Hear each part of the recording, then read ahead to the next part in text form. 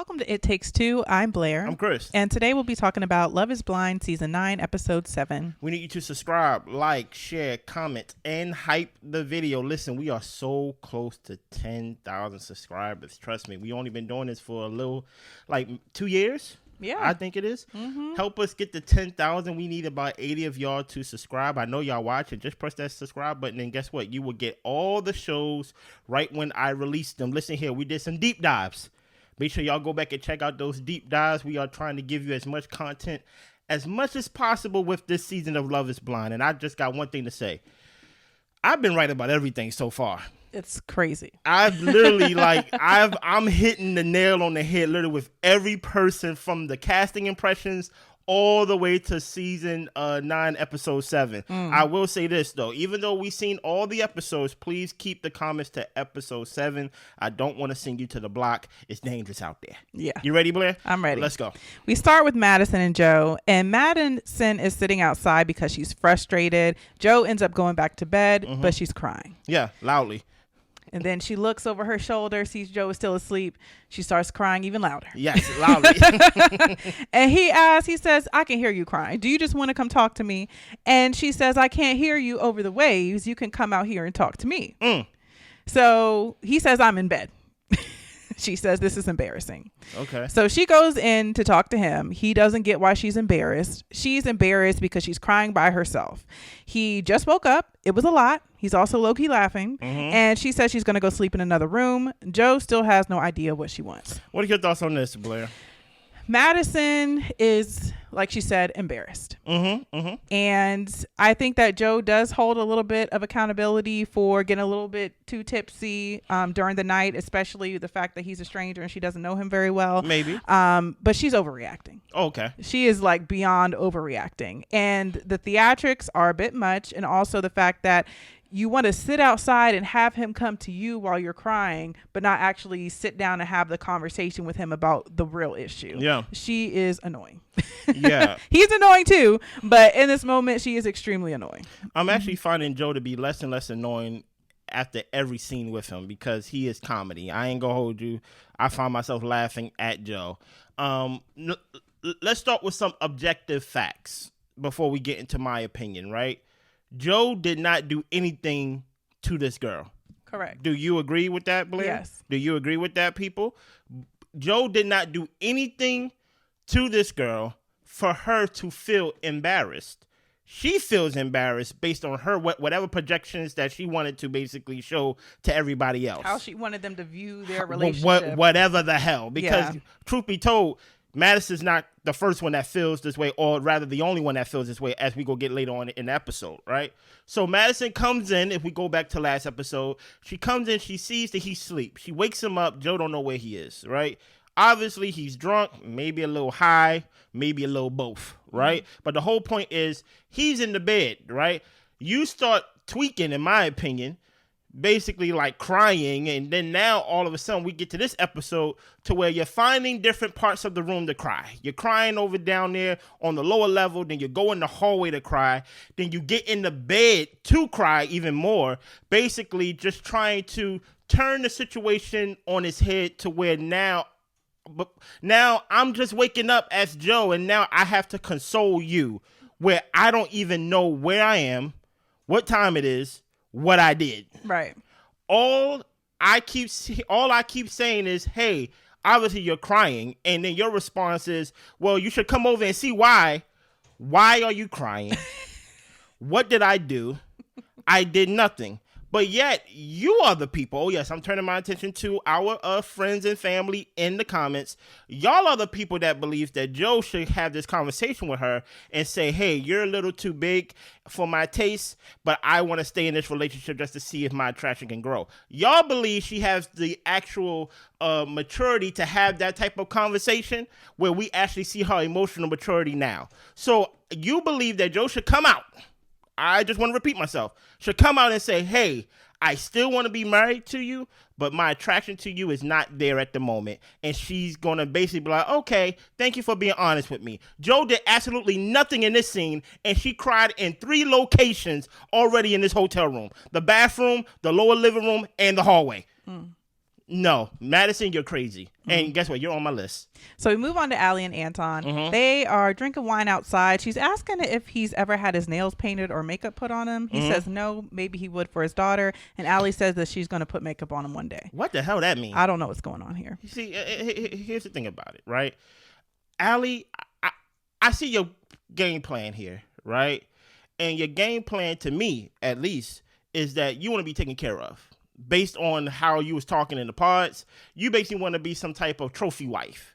Trophy wife that basically just stay in the trophy case, doesn't do anything, and just basically get to live a life of Botox. You get what I'm saying? I really don't understand what we're doing here or how this help you in your overall plan of getting that. Of basically saying, oh, you never put makeup on? I'm going to put makeup on your face one day.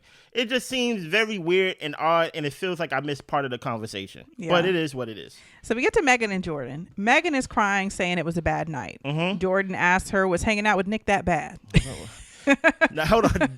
This is our first clue. Okay, keep going. Megan wanted Jordan to be there for her, and he asked her what she needs. She just wanted them to be that power couple. It was all jokes. She gets that as him, but she needs him to be there for her. Yeah. And I think she needs him to be there to create the image that she wants to create. Half of me is wondering, do any of these people want real relationships, or do they want the image of a perfect relationship? You answer your own question. It's odd. It's just the strangest thing. I do feel like if your partner has embarrassed you or they did the most, then yes, that's something to have a conversation about. But to say that you needed him to be the power couple, what does that have to do with me and you? Like, that's like, we're just people in a relationship. Why are we trying to appear a certain type of way? Here's the thing about it. When you don't know somebody and you sign up for a show like this, it becomes a competition. It goes from being a love show to becoming a game show. Yeah. And it becomes who gonna make it out the pods first, because there's only a limited amount of people who makes it out. So who's gonna make it out the pods, and who's gonna be the one that's gonna say yes at the altar? It turns into a game show from episodes basically 7 on to the altar, to the reunion basically. Here's the thing, Megan, you're crazy too, right? Because I need people to understand something about relationships, is that, hey, you're not the only one on vacation, Megan. If me and my wife was to go on vacation, I'm not the only one on vacation. What does that mean? That means that I must have the grace to allow my partner to show up however they want to show up. Meaning that if our everyday life is that we work, we record these YouTube videos and things of that nature, but then once we get on vacation, she want to salsa with everybody and things like that.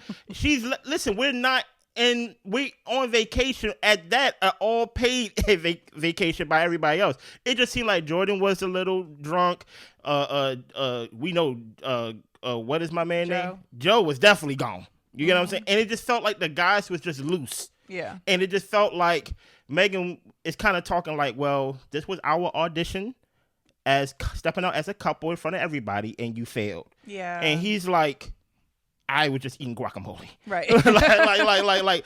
And here's the thing about it. During that time, whenever you are out with your partner, there is times that your partner do embarrass you or may just do too much. But she already told him that, hey, you're annoying me. And Joe, Jordan snuck in 2 more jokes, and then he said, okay, I'm done. Yeah. But even his joke right here, I thought it was a perfect joke. It was hilarious. To where she said, we just didn't look like that power couple. And he basically said, well, I guess Edmund and Calibra look like that power couple. I guess so look like that couple. Like who else here look like a power couple? Right. We all basically Jordan is saying we are all losers because we all signed up for Love is Blind. Essentially. like he was like, stop taking yourself so seriously. Exactly. Yeah. We get to Edmund, and the thing is, she was laughing too during the conversation. So I think Jordan, if they can stay on the good foot, it seems like he's able to kind of break down some of that hardness and rigidity she has about herself. And here's the thing. I said out of all the couples, I could see only these 2 making it potentially. But I think I'm off of her, though.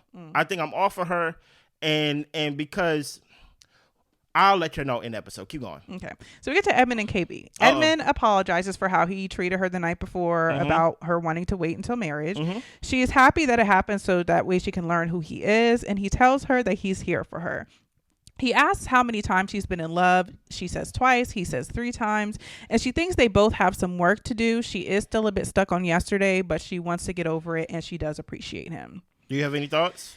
I said that if Calabria, or KB, we'll go back KB, left him in episode 7, then, null and void all my other stuff that I said, because, she got into this thing. She didn't really know much about him. And now she's dealing with a crazy situation, and all right, girl, pack your bags, time to go. She's choosing to stay after this display.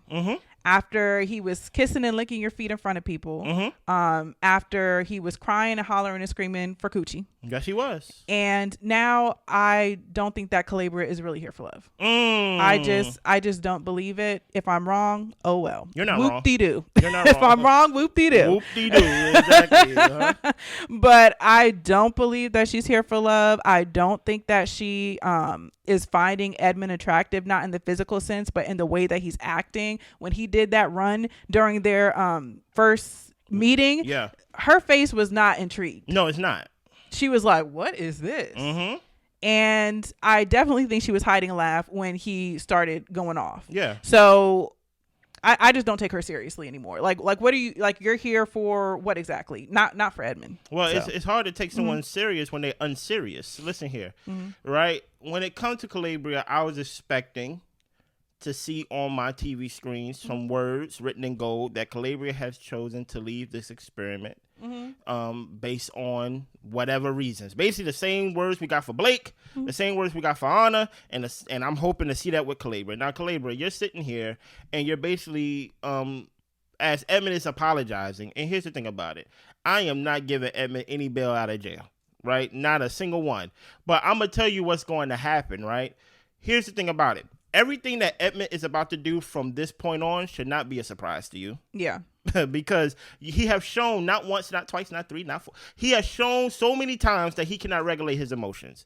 So you should be expecting anything and everything from someone like Edmund. So my whole thing is, if I'm trying to wonder what is her overall plan? Is she playing the whole Love is Blind pipeline to Perfect Match to Metro PCS to having a podcast to being best friends with AD? Like what is the incentive that is greater than what you're going through right now? Because right now I can see that Joe is a red flag. I can see that Madison's a red flag. I can see that Megan's a red flag. I can see that Edmund's a red flag.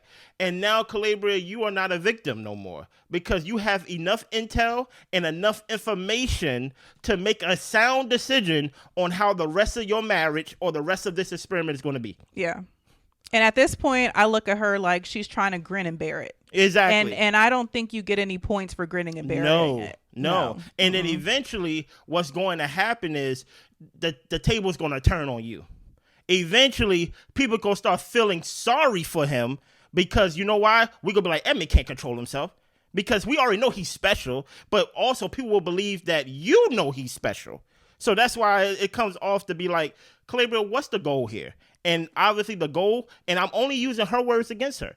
She wants some type of alpha male. Well, you know it's not Edmund. Yeah, he's made it abundantly clear that he is not that alpha male. Exactly. He is going to cry. He is going to tell you that he's not going to kill a fly. He's not going to put his hands on nobody. This is not the man that you're describing that you want. So why are you here? Exactly.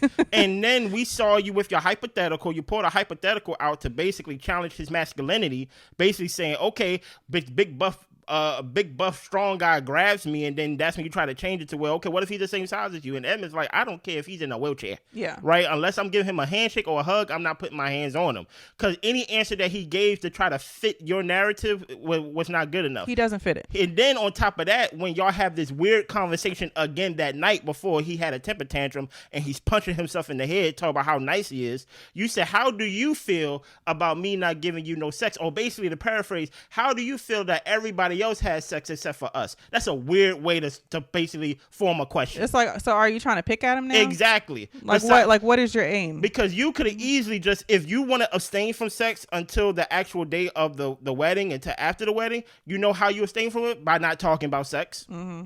but it just seemed like you were waving a carrot in front of his face, and that does not excuse Edmund's reaction. Edmund is a 30-year-old man who can hold down a job, who live on his own. He is adult enough. Yeah. You get what I'm saying? So Edmund definitely should not have been casted for the show. But my thing is, Calibra, you have enough information to be like, I'm out. Yeah. And the fact that you're still here, you're unserious to me. We get to Annie and Nick. She thinks her family will love him. She says her dad said, I hope you can find someone manly enough to be with you. Huh? He thinks his mom will like her. He's just happy that he gets to introduce a girlfriend. And they love her. And they'll love her. So going back to the real world, they both work a lot. They worry if they won't make each other feel like a priority.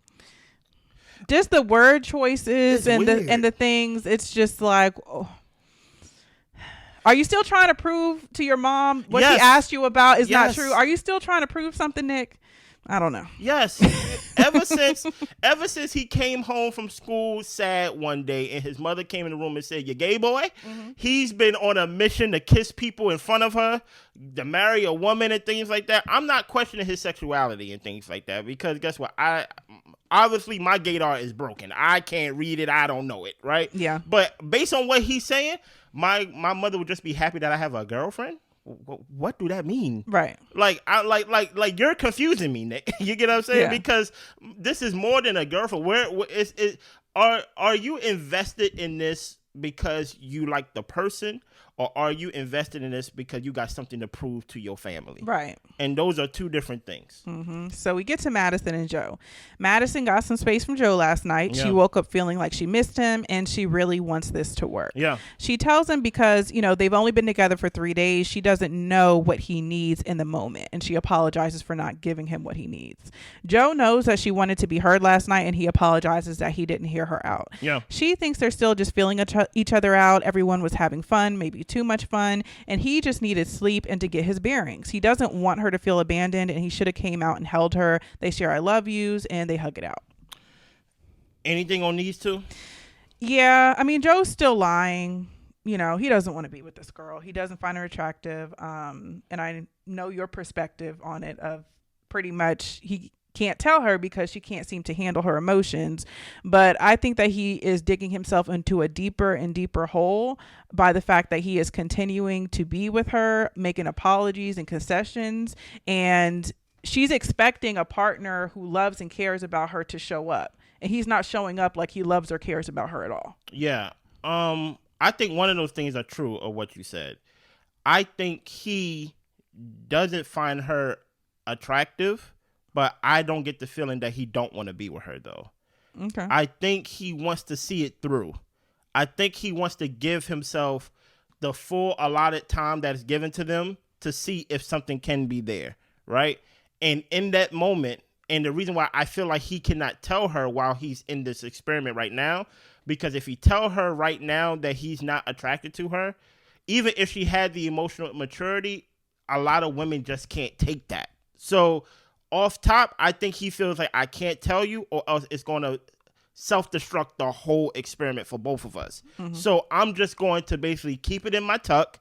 I'm going to will myself through this and things like that. I do think there is, I did think outside of him not holding her, I don't think he didn't hold her or wasn't there for her because he wasn't attracted to her. I think he was almost laughing at her. He was. I think because he thought it was ridiculous. Yeah, I think that's more the reason. I think more the reason why he probably woke up the next day in a room alone and he probably was like, I shouldn't have laughed at that girl. You know what I'm saying? Like I should have held her. If this was going to be the result of everything, like he probably didn't think it would go so far to where they got to sleep in separate rooms. You know what I'm saying? He probably just thought it was something that, they both just go to bed and then start over the next day. But now they got to actually do a whole reset for real because they slept in separate rooms. I think he's like, you know what? I could have handled it better. I don't think you could have handled it better, Joe, because unless you would have played the script exactly how Madison wanted you to play it, she felt embarrassed when you did nothing. This is a girl, I'm going to keep saying it, who went on 44 dates in 1 year and nobody basically landed with her. The problem is her. Mm-hmm. You get what I'm saying? This is outside of her sight and things like that.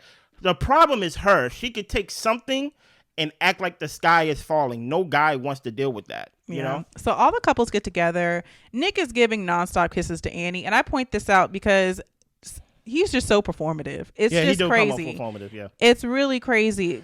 It's like, and he's not the only one. I think other people want to, of course, appear to be like they're in a good and happy couple, but it's too much. Yeah.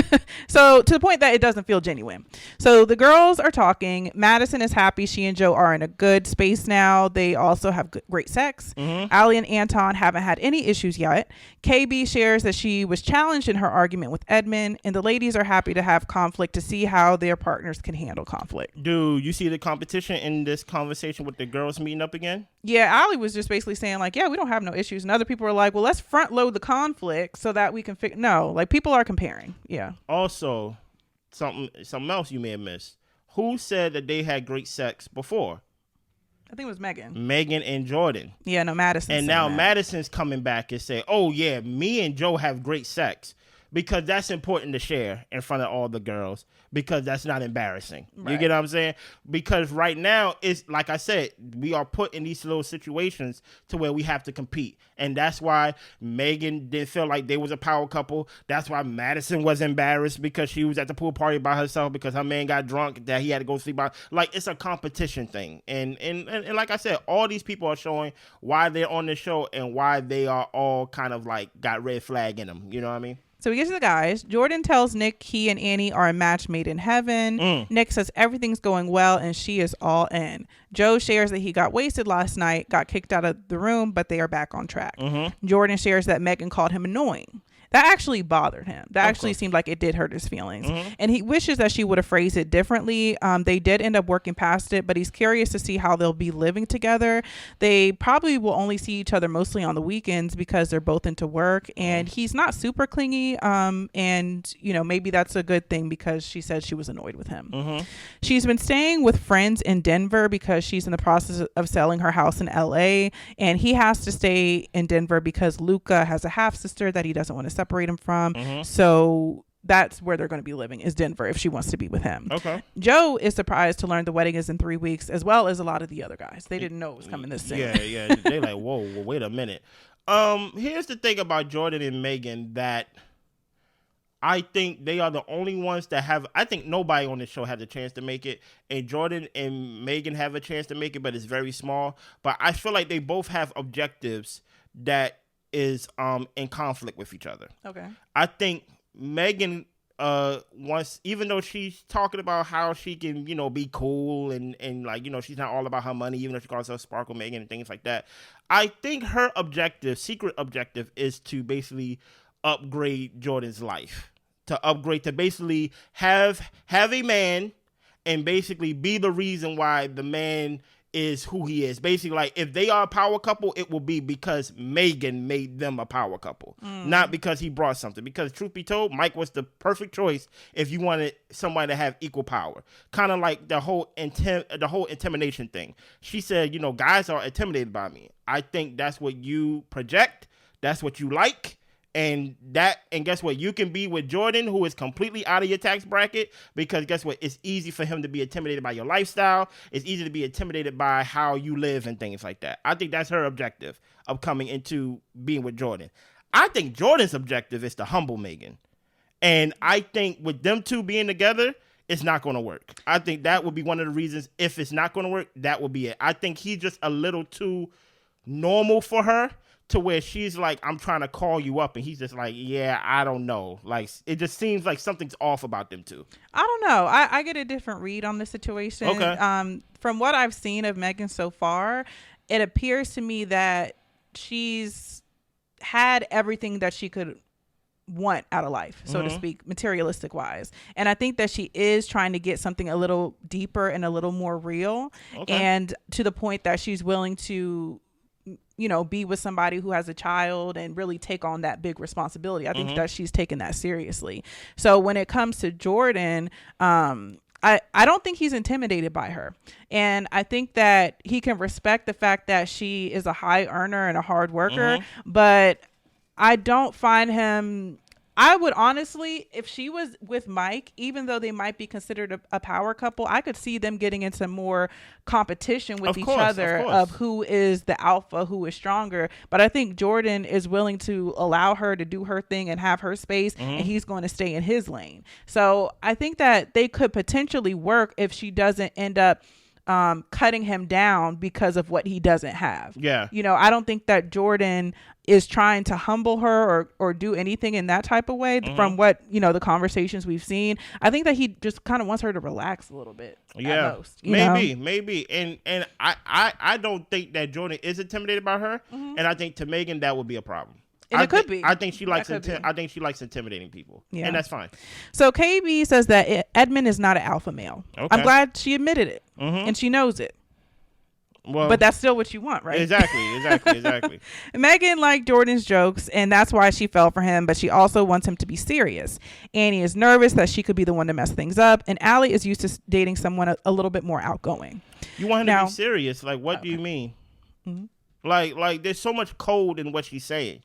Right, we're on because you gotta understand this is the context that he was saying jokes and basically in Hawaiian shirt on vacation. Yeah, you get what I'm saying? Like this is the context of what his jokes were coming at. This wasn't a situation where he was meeting the family and he was joking too much. He was amongst the guys and he wasn't showing that he's basically amongst the guys. He was showing that he's one of the guys instead of being above the guys. Right. She wanted Jordan to be the guy that all the guys look up to, not the guy that basically he be saying jokes with Nick or saying jokes with Anton or saying jokes with Edmund. She wants Jordan to basically be desirable amongst everybody, so she can say, "I got something else that sparkle." Yeah, it's like these people want what their partner is not. Yeah, you chose them for how they were in the pods. You see them in public, and now you're embarrassed because they're silly. Yeah. We get to Annie and Nick. He feels confident in their relationship after hearing about other people's relationship struggles, and she thinks it kind of sucks to hear what everyone is going through, and it makes her a little bit nervous about their situation. Okay. So he tells her the guys were saying that they weren't really sure what they would say on the wedding day if it was today, and it's really about learning your partner and going through experience. But she doesn't want to hear what everybody else feels. She doesn't need to feel what they feel because she knows what she wants. Okay. Nick wants to take the steps to get to know her, and she should take her steps as well, and she tells him she knows where she's at. He's looking forward to going through the process, getting more reassurance and learning about her. And he tells her that, you know, never doubt how much I love you. Tomorrow's a new day. Have a good rest, because the more and more they're having this conversation, the more and more she's getting upset and starting to cry. Yeah. So she feels like he's dismissing her, and she asks him if there's anything else he can say. So they end up cuddling. He tells her he's here for her, but she doesn't feel like he's meeting her where she's at. And she tells him, "You're not somebody I need. My life won't fall apart if you're not in it. I want you in my life, and it's not an effing need. It's a want." Nick tells her, "You've made it clear. Why are you telling me this? Like, I want to be here for you. Is that good enough for you?" And she says yes. But with her saying that, it makes him feel like she is trying to blow up the situation. So she repeats what she wants to make it clear that she doesn't need him. And he tells her, "Let's go to sleep." And she tells him, "Do whatever you need to do." And she starts crying. So he's saying that he wants to go on this journey with her, and he's going to go to bed, and he asks if she's comfortable with him sleeping beside her. And she's like, "I love you. Like, of course, like, I'm okay with that. You're the one who doesn't think that they like me as much as I like them." And she's telling him that's what you said. Now he's getting frustrated because he's putting words in her mouth. He didn't say that, and he feels like she's looking for reasons to doubt them. She says she's not. They start cuddling. I just want to put it as everybody's tipsy. I mean, because this is just a nonsensical conversation. He didn't say that. He was trying to comfort her and make sure she was good, but she was stuck on the fact that she knows for a fact she's going to marry him. Annie knows for a fact she wants to be married. That's all Annie knows. That's all she cares. After that, Annie has no clue what's going on. She came on the show to get engaged, to get married, and if you're going to stand in the way, and you better not stand in my way as my husband, because you're the one who has to do this, then we're going to have a problem. And that's how I looked at it. Yeah, here's the thing, right? Last episode, it was the guy's turn to be a little tipsy. I think this episode, we got to see the girls be a little lifted just a little bit, right? Annie, her name's Annie? Yep. Yeah, she's chopped to me. She is so random and just so everywhere. I'm watching this, and I'm just like, what are you talking about? You're saying things that Nick said that Nick didn't say. Now listen here, we all can come on this show and say Nick is performative and Nick is really not here for love. He's here to prove his mama wrong and things of that nature. But we gotta at least be honest. The things that she was saying Nick said, Nick didn't say. Right. You get what I'm saying? So she just over here just spewing nonsense at him. And at a certain point, he's just like, you know what? Let's just go to sleep. Let's just go to sleep. I feel like many times in the conversation, he tried to level with her, and then she just kept saying, I don't need you. My life will be the same with you or without you. And he's just like, you know what? Let's just go to bed. So this is just another person to add to my crazy list. Like I don't, as much as performative Nick is here, as much as he is performative on the show and things like that, and he's here for other reasons, I don't think she's here to marry Nick either. You get what I'm saying? She's here to basically say, like, I've been on Love is Blind, I tried to get married. I really don't know why she's here, to be honest. She's probably one of my least favorite people on the show. The couples leave Mexico, return to Denver, and Edmund is trying to fit into a cabinet. KB is looking at him like he is odd. And then she says, do you need me to help close the cabinet for you? She goes over there, tries to help him, and she's like, do whatever you need to do. And she walks off. Now, I have a question. For me? Yeah. Oh, okay. Could we look at KB, just offering another perspective, as being in a situation of a Joe to where she is trying to go through the process to see if anything can grow and build from here? No. And why not? Because Joe, good question, but here's why, right? There's too many... Outside of Madison, and I'm giving Madison a hard time because I feel like mature level, emotional maturity, she's not there.